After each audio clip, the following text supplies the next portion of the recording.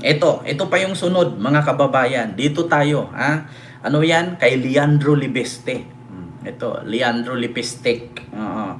Mga kababayan, ito na. Ha? Ito na, mga kababayan, yung ating pag-uusapan ngayon. Ang sabi ni Boyeng Rimulya, mga kababayan, ang sabi ni Boyeng Rimulya na paano daw nangyari na ibininta ni Leandro Libeste ang kaniyang share nang hindi naman sinang-ayunan ng Kongreso. So kalapastangan daw yon. Ngayon mga kababayan, binatikos ito ng mga DDS, tinulungan si Leandro. Sabi naman nila, ito si Boyeng, sinungaling, ganyan-ganyan. Sige pues, tumahimik si Boyeng kasi sinabihang sinungaling. Ngayon mga kababayan, eto na. Kung hindi totoong bininta ni Leandro Libeste ang kanyang share ng halagang 18 billion, bakit ngayon si Leandro Libeste nagkaroon ng multa na 24 billion? Sige mga DDS, pakisagot. Kasi nung nagsalita si Boyeng, ito po yung sinabi ni Boyeng mga kababayan, pakita natin. Kasi sinunog to ng mga DDS, sabi ng mga DDS, sinungaling yan si Boyeng, hindi totoo yan, walang ganon. Sabi pa nga ni Leandro Libeste, ako yung mahirap kalaban ng aking kalaban. Sabi ni Leandro yan. Ito. Boyeng Rimulya may binulgar patungkol kay Leandro Libeste. Ito na. Ito po mga kababayan. Wait lang ha. Ito. Dito, mga kababayan. Ay, 1 hour pala to. Matagal-tagal, mahaba-haba. Legit na problema ng bansa.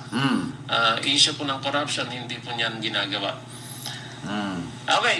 Ito mga kababayan Ito, Boyeng to Leandro. Para makita kasi sasabihin na naman nila ito, fake news daw si Boyeng. Ito ang sinabi ni Boyeng, mga kababayan. Sana ba yun? Sana ba yung sabi ni Boyeng Rimulya kay Leandro Libeste? Ito ba yun, mga kababayan? Na-split, bebenta mo, flip mo lang. Nanay mo pa, Senador? Noong 2019, nakakuha sa Kongreso ng 25-year front. Iniimbestigahan na ng Ombudsman ang pagbebenta ng controlling interest solar company o solar power company ni Batangas 1st District Representative Leandro Libeste dahil hindi raw ito aprobado ng Kongreso. Nakatutok si Jonathan Andal. Dapat kayo ng franchise, hindi mo ninegosyo. Yung batang-bata ka, ninegosyo mo yung franchise? Wala ka ba kahihiyan? Anong klaseng Pilipino yan? Maanghang ang tirada ni Ombudsman Jesus Crispin Rimulya kay Batangas 1st District Representative Leandro Libiste. Sa kanyang radio program kaninang umaga, sabi ni Rimulya, iniimbestigahan na ang anyay pagbenta at paglipat ni Libiste sa prangkisa na nakuha ng kumpanya nito sa sektor ng solar energy na hindi anya inaprubahan ng Kongreso. Sir William Tumibay, hello po. Congress sa transfer ng franchise na yan. Critical yan. National franchise. National franchise. Renewable energy, critical to the national life. Tapos ganun lang. Na-split, bebenta mo, flip mo lang. Nanay mo pa, Senador? Noong 2019, nakakuha sa Kongreso ng 25-year franchise ang solar company na pag-aari ni Libiste, anak ng nakaupo noong si Senador Loren Legarda. Nitong 2025, ibinenta ni Libiste sa isang power firm ang malaking bahagi ng kanyang shares na kumpanya na nagkakahalaga ng 18.26 billion pesos. Biruin mo mga kababayan, yung prangkisa or franchise na nakuha mong 25 years, ibinenta mo nang hindi alam ng taong bayan at hindi sinang-ayunan ng Kongreso? Pwede ba yung ganun? Mga kababayan, pwede ba yun na kung hindi mo kayang suplayan, kung hindi mo kayang panindigan, ibibenta mo sa iba? Nang hindi alam ng Kongres at ng gobyerno? Pwede ba yung ganun? Yung obligasyon mo na kinontrata mo sa government nung hindi mo kayang maibigay ang obligasyon mo, ipasa mo sa iba? Paano ba yun? Ganun ba yun? Di ba kita mo? Kita niyo mga kababayan kung gaano kalapastangan? Paano pa kung sa bagay, nanggaling naman kasi sa pamilyang ganyan, hindi na ako nagtaka. Kasi kung ano naman kasi yung tinuro ng sa bahay, kung hindi ka tinuruan ng ayos sa bahay, ganun talaga. Kung hindi mo kayang gampanan ang obligasyon mo, talagang iiwan mo. 'Di ba? Talagang magwatak-watak na.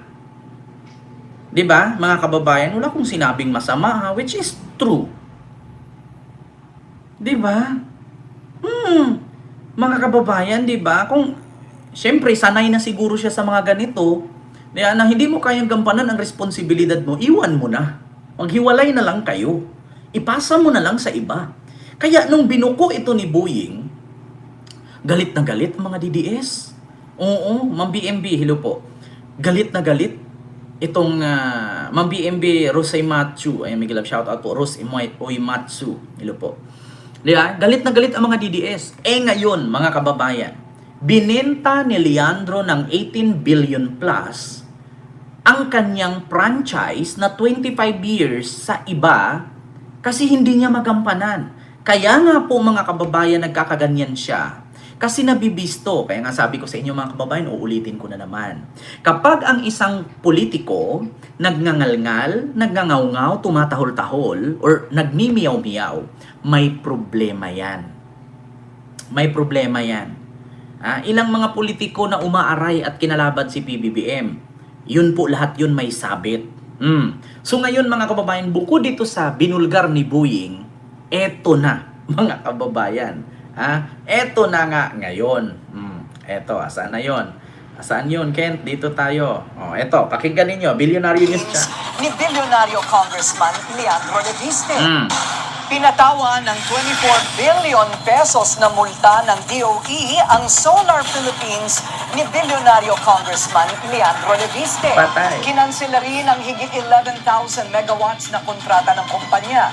Ayon kay DOE Secretary Sharon Garin, nabigo ang solar na tuparin ang mga pangakong proyekto sa renewable energy sa nakalipas na 2 taon.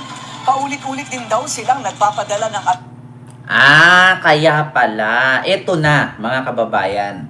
Eto na, nagets ko na kung bakit nagngangalngal itong si Leandro. Ganito yan.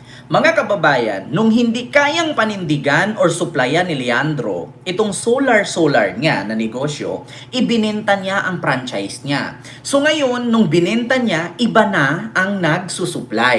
Ang problema ngayon mga kababayan ay kinansila ng gobyerno ang kanyang franchise. So sa madaling salita, yung nakabili, hinahabol siya ngayon. Kaya, habang hinahabol siya nung nakabili, kinalaban niya ngayon ang gobyerno. Alam ko na, ganun pala. O gets nyo na mga kababayan. Yun pala ang rason. Yun pala ang dahilan. Kasi di ba may penalty siya na 24 billion, 24 hindi 2.4, 24 billion. Kasi yung mga taon na yon, hindi siya nakapag-supply sa dapat niyang isupply na kuryente. So ang ginawa niya, pumalpak ang kanyang negosyo, ibinenta niya. Para yung mga nakabili, yun yung magsusupply. Ang problema mga kababayan, tumagal ng 2 taon, nagkamulta na siya nun na umabot ng 24 billion. So ngayon mga kababayan, yung nakabili sa kanya ay hinahabol siya ngayon. Kasi bakit? Ikinansel ng gobyerno. Siyempre kung ikaw, negosyante, binili mo yung solar niya ng 18 billion, tapos biglang ikat ng gobyerno,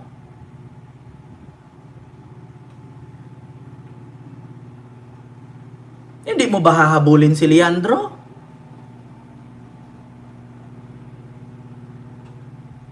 Diba? Yan pala mga kababayan. Nilihim niyang ibenta, breach of contract yan, diba? Hindi siya magiging breach of contract, Ma'am Sherry Amado, or Amadio ba? Hindi siya magiging breach of contract kasi kinansel na nga. Ang problema lang mga kababayan, doon siya mapuputukan sa breach of contract kasi binenta niya sa iba. Ngayon kung sino man yung negosyanteng nakabili nito, talagang hahabulin si Leandro. Kasi bakit? 18 billion bili nila. Tapos biglang putulin yung ilang megawatts. Kung ikaw negosyante, anong gagawin mo kay Leandro? babawiin mo yung bayad mo, ibalik mo sa kanya yung kuryente. Ganon pala, mga kababayan. Kaya siya ngayon nabuburido ang utak at halos maluha-luha sa interview. Kasi pala mga kababayan, palpak siya. Palpak siya. Kasi bakit? Yung bininta niyang franchise, kung ilang kilowatts yun, ay kinat ng gobyerno. So ngayong nakabili, hahabulin siya ngayon dun. Kung nagastos na niya ang 18 billion na yan, paano pa niya ibalik? Diba? Meralco nakabili niyan kay Lipiste. It was a failed business where it was impossible to create 12,000 kilowatt. Apakalaki nun, mga kababayan. Biruin mo 2 taon. Kung ako ang bumili doon sa bininta niya sa akin na 18 billion, talagang hahabulin ko siya. Kaya pala mga kababayan, nagngangal-ngal si Leandro ngayon. Biruin mo, batang-bata ka pa, scammer ka na. Scammer naman talaga ang tawag dyan. Biruin mo, may kontrata ka. Hindi alam ng gobyerno na bininta mo na pala ang franchise mo sa ibang owner nang hindi ka nagpapaalam. Parang, di ba, nakita niyo mga kababayan, halimbawa ako artista. Merong magpapa-endorse sa akin ngayon ng Vitamilk. May kontrata kami ng 5 years. So kapag nilabag ko yan at hindi na ako hindi na ako endorse or hindi na ako nagpapakita, makakasuhan po ako. Maliban na lang kung may ipapalit akong artista na uupo dyan. Ang problema nga, ang artista na alam nila ay ako, hindi yung inahalili ko. So, ikakat ngayon. Ikakat ngayon ng may-ari ng Vitamilk ang endorsement ko. So ngayon, yung artista na humalili sa akin, syempre, di ba parang, alam niyo mga kababayan, sa madaling salita, no, sa mga hindi nakakagets, parang bahayan. Alam niyo yung pasalo? Alam niyo yung pasalo na bahay? Halimbawa, yung bahay na yon ay inutang mo for 6 million. Nabayaran mo ng 3 million, ipapasalo mo sa ibang pamilya. So bayaran ka nila ng 3 million, sila na ang magpatuloy nun sa another 3 million na balance. Ang problema, yung palang sinalo nila ay hindi alam ng kumpanya na sila na pala ang tumira, pinalaya sila. Kasi ang nakalagay doon pangalan mo, hindi pangalan nila. 'Di ba? Yun ngayon mga kababayan, sa madaling salita, mga kababayan, niluloko niya yung bumili sa kanya.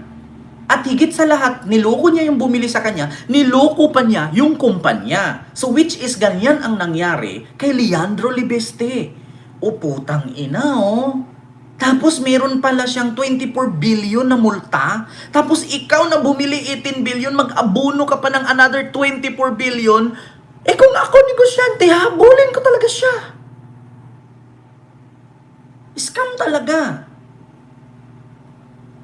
Biruin mo yung 25 years contract mo, ibibenta mo, kasi hindi mo magampanan ang obligasyon mo. 'Di ba? Tapos ang mangyari ngayon, iniskam mo yung binintahan mo, iniskam mo pa yung gobyerno, habulin ka ngayon. Naku po. 99% sabi ni Mama Reza. Pero ang sabi ng DOA, 99% daw si Libiste pa rin ang may-ari niyan. Kunyari lang bininta dahil may conflict of interest. Dahil government official. Actually mga kababayan, wala akong nakikitang conflict of interest. Kasi nga, pinirmahan ni Digong yan. Magiging conflict of interest yan kung masilip yan ni PBBM. Na kay PBBM na yan, kung sabihin niyang conflict of interest yan or kung may mga magrereklamo niyan. Kasi nung panahon kasi ni Digong, wala kang ang magawa kasi silent martial law yun. Silent martial law. So ngayon mga kababayan, bakit ko nasabing silent martial law? Si Digong kasi noon palihim. Malalaman mo na lang pag nalaman mong patay na. 'Di ba? Yan ang problema ngayon ni Libiste. Kung hindi binulgar ni Boying yan, pero actually mga kababayan, hindi pa ni Boying binulgar yan, alam ko na, kinontent ko na yan eh, na kinancel na po ang kontrata ni Libiste dyan na 12,000 kilowatts. 'Di ba? Kaya ngayon nagkaroon siya ng multa na 24 billion. Kung ako ang nakabili, 18 billion bili ko sa kanya, tapos magbayad pa ako ng 24 billion na multa, ay hindi na. 'Di ba? Sa kanya na lang yun. Ako, linis na yung sa akin. Magsusupply na lang ako ng kuryente. Yung 24 billion na multa, siya na yun kasi nakapangalan sa kanya. Sa bagay, 'di ba? Nakapangalan sa kanya. Ang problema ngayon, yung management nung kuryente ay iba na kung nabenta na nga niya. Naku po, mga kababayan, medyo bigat-bigat yan. Sabi ko nga sa inyo, ang kabataan pag-asa ng bayan, pero sabi ni Jose Rizal, leche! Mga DDS lang din naman pala kayo. Di ba? Mga kabataan pag-asa ng bayan, sabi ni Jose Rizal, leche! Wala na kayong pag-asa kasi mga DDS lang din naman pala kayo. Leandro Leviste, kinansel na rin ang higit 11,000 megawatts na kontrata ng kumpanya. Ayon kay DOE Secretary Sharon Garin, nabigo ang solar na tuparin ang mga pangakong proyekto sa renewable energy sa nakalipas na 2 taon. Paulit-ulit din daw silang nagpapadala ng abiso at show cause orders, pati na rin ang mga paalala para i-renew ang performance bonds. Pero wala umanong tugon ang Solar Philippines. Kasama sa ipinapataw na parusa ang performance funds, mga kontraktual na obligasyon at iba pang bayarin tulad ng training and development fund. Manatiling na Kita ninyo mga kababayan, biruin mo magninegosyo ka ng ganyan, tapos scam, ayun, namultahan ka. Siyempre kung ako sisingilin ko talaga mga kababayan. Siyempre, parang ano lang yan parang kumuha ka ng wifi. 'Di ba? Parang kumunik ka ng wifi. Biruin mo, consumer ka sa wifi, customer ka.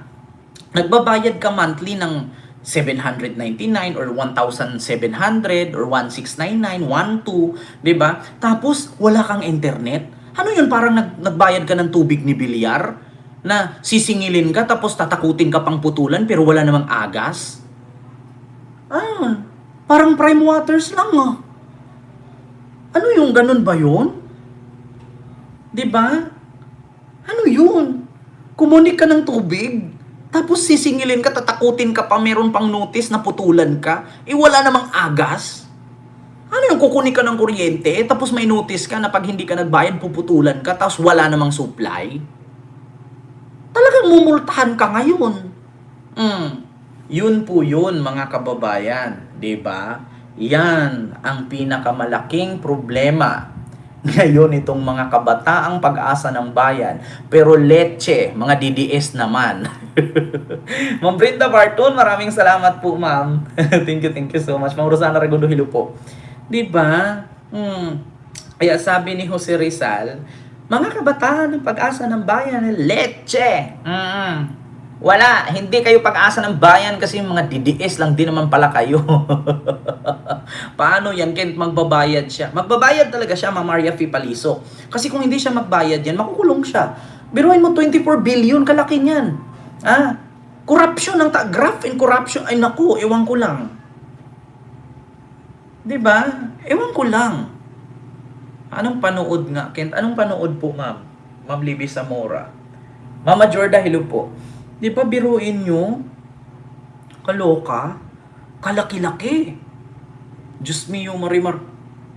Mauubos pera niya. Actually, Ma'am Maria Fipalisok, siguro hindi niya tinanggap yung mga cheque na, bonus daw na 2 million kasi, 'di ba?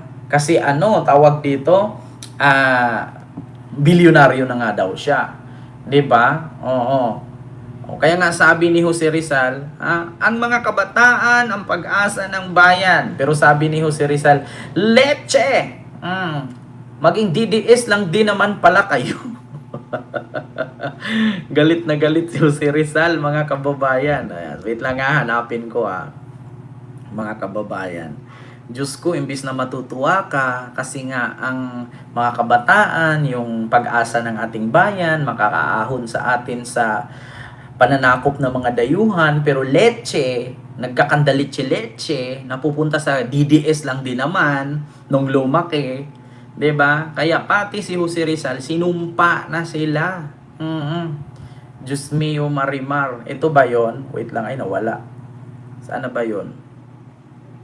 Hindi ko na makita, mga kababayan, si Jose Rizal, na nagsasalita ng mga kabataan pag-asa ng bayan. Tapos sabi niya, leche, walang ganon. Dito tayo sa Facebook, kay Dayonior. Ano ba yon? Nawala eh. Dayon. Ayan, Dayon yours. Ano ba yan? Dayon yours. Gagong lipunan. Ito ba yon, mga kababayan? Yung Jose Rizal na pag-asa ng bayan, tapos sabi niya leche. Oo, mga kababayan, marami siyang dito, video na tawang-tawa ako dito kay Gagong Lipunan. Ito ba yon? Ito, wait lang ha, mga kababayan. Marami siyang reels dito, na tawang-tawa ako. Ultimo si Jose Rizal, galit na galit. Ay, Diyos ko. Kaya yan ang problema ngayon, mga kababayan, ni Leandro Libeste. Kasi bakit? Wala. Biruin mo, in-scam mo yung sambayan ng Pilipino. Tapos senador pa yung nanay mo. Tama nga naman ang sabi, mga kababayan, ni Boyeng Rimulya.